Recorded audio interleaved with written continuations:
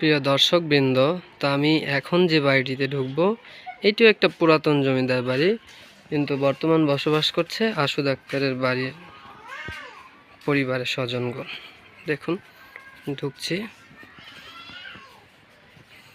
এই হচ্ছে বাড়িটি। বাড়ির পাশে একটা ল্যাট্রিনের অবস্থা।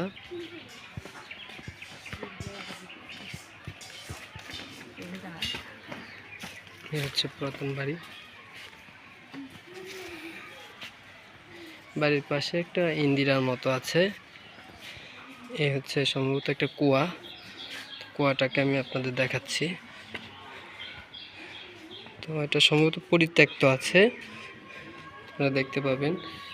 এই হচ্ছে কুয়ার অবস্থা। এইখানটাতে আপনারা দেখতেই পাচ্ছেন। এই হচ্ছে বাড়ির ফটকের অবস্থা। এই মূল ফটক।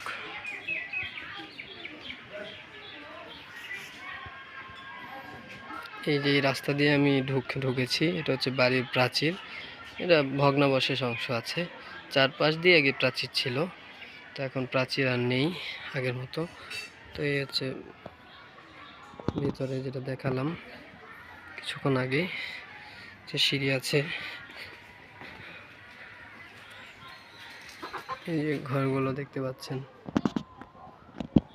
কতটা ঐতিহ্যবাহী ছিল তারা। প্রথম ড্রেনেজ সিস্টেমও আগের দিনে ভালোই ছিল। দেখুন ড্রেনেজ সিস্টেম দেখেছেন, এই হচ্ছে অবস্থা।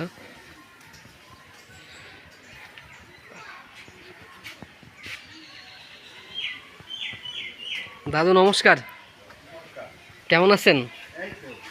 আপনাদের বাড়িতে আসলাম একটু।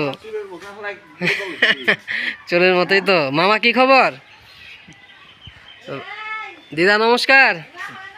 আসি যাই।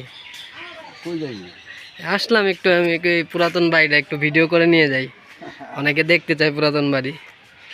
এটা দাদু মূলত কোন জমিদারের ছিল, এটা কি জানা আছে?